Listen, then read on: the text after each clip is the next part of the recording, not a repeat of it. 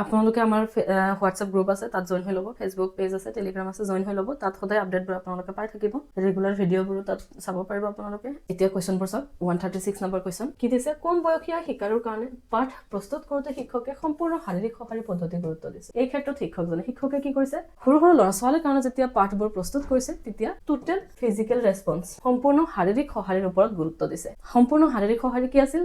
যে কিছুমান এনেধৰণৰ পদ্যবোৰ প্ৰস্তুত কৰিব, যিবোৰ পদ্য শিক্ষকে কোৱাৰ লগতে শিশুসকলেও ফাৰ্ষ্টত শুনিব, শুনাৰ পিছত সিহঁতে পদ্যবোৰ গাই যাব, তাৰ পিছত সিহঁতৰ বিভিন্ন অংগ প্ৰত্যংগৰে শাৰীৰিক সঁহাৰি বুলি কৈছে, সিহঁতৰ বিভিন্ন অংগ প্ৰত্যংগবোৰ স্পৰ্শ কৰি সেই পদ্যবোৰ মানে গাই থাকিব, গতিশীলতাৰে বা সক্ৰিয়ভাৱে তাত অংশগ্ৰহণ কৰিব। তো এই ক্ষেত্ৰত শিক্ষকজনে কি কৰিছে চাওক।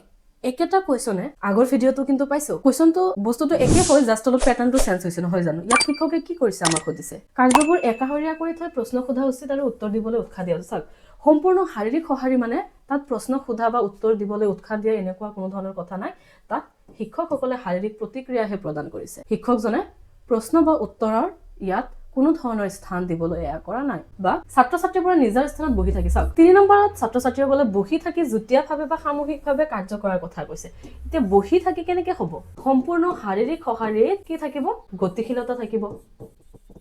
গতিশীলতা থাকিব, সিহঁতে সক্ৰিয় আৰু গতিশীলভাৱে মানে অংশগ্ৰহণ কৰিব। চ' ইয়াত 3 নম্বৰো ভুল হৈ আছে। 4 নম্বৰত কৈছে শ্ৰেণীকোঠাত শ্ৰৱণ কাৰ্য কিছুমান ৰাখিবই লাগিব।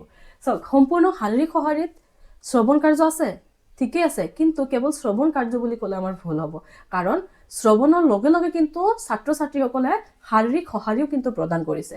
চ' 136ৰ শুদ্ধ এনচাৰ ইয়াত অপশ্যন 2 হৈ আছে। কিয়? কাৰণ ইয়াত কি কৈছে? ছাত্ৰ ছাত্ৰীসকলে শ্ৰেণীকোঠাত শাৰীৰিক কাৰ্য কিছুমান অন্তৰ্ভুক্ত কৰাটো নিশ্চিত কৰা উচিত বাবেই শিক্ষকজনে এই সম্পূৰ্ণ শাৰীৰিক পদ্ধতিত গুৰুত্ব দিছে। চ' 136ৰ শুদ্ধ এনচাৰ ইয়াত অপশ্যন 2 হৈ আছে।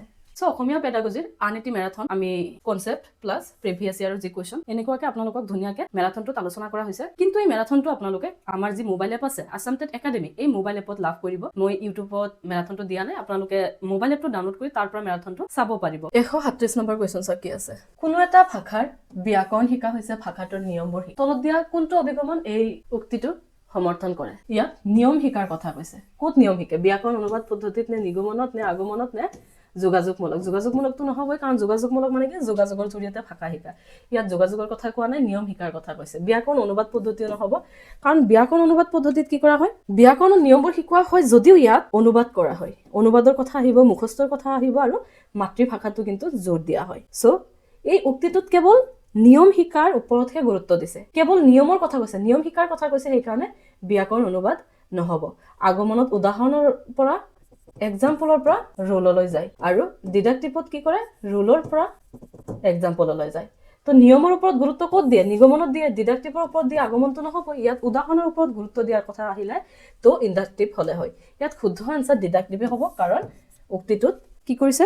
নিয়মৰ ওপৰত গুৰুত্ব দিছে। আমি অলৰেডি জানো সকলোৱে ডিডাক্টিভ মেথডত কি কৰা হয় বা এপ্ৰ'চত নিয়মৰ ওপৰত গুৰুত্ব দিয়া হয়, আৰু তাৰ পিছত উদাহৰণ মানে কি বা তলত 4টা অপশ্যন দিছে, ইয়াৰ ভিতৰত কাৰেক্ট কোনটো হ'ব গঠনমূলক পৰীক্ষণৰ ক্ষেত্ৰত? 1 নম্বৰত দিছে পৰিৱৰ্তন সাপেক্ষ নহয়। 2 নম্বৰত কৈছে শিক্ষণ প্ৰক্ৰিয়াটো সংঘটিতবোৰ চলি থকা বিকাশ আৰু উন্নীতকৰণৰ লগত জড়িত।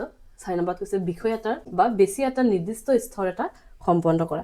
এতিয়া চাওক, পৰিৱৰ্তন সাপেক্ষ নহয়, গঠনমূলক পৰীক্ষণটো পৰিৱৰ্তন সাপেক্ষ হয়।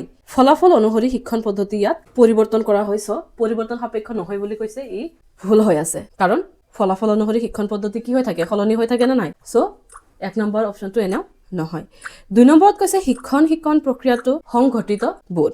এতিয়া চাওক, এইটো কি হ'ব? সাধাৰণ বৰ্ণনা হ'ব, কিন্তু গঠনমূলক পৰীক্ষণৰ মুখ্য বৈশিষ্ট্য কিন্তু ই স্পষ্ট নকৰে, কাৰণ ইয়াত 3 নম্বৰ অপশ্যন যেটো আছে, ইয়াত কিন্তু গঠনমূলক পৰীক্ষণৰ মুখ্য বৈশিষ্ট্য ইয়াত প্ৰকাশ কৰিছে, কাৰণ ইয়াত কৈছে চলি থকা বিকাশ আৰু উন্নীতকৰণৰ লগত জড়িত। চ' গঠনমূলক শিক্ষণ সময়ছোৱাত চলি থাকে, আৰু ইয়াৰ উদ্দেশ্য কি? শিক্ষাৰ্থীৰ চলি থকা অগ্ৰগতি জানিব, চলি থকা বিকাশৰ কথা কৈছে নে নাই? গঠনমূলক পৰীক্ষণ মানে এয়া যে ছাত্ৰ ছাত্ৰীসকলৰ চলি থকা অগ্ৰগতিৰ বিষয়ে জনা, আৰু শিক্ষণত যি উন্নয়ন তাৰ বিষয়ে জনা, ত্ৰুটি চিনাক্ত কৰি তাক শুধৰোৱা।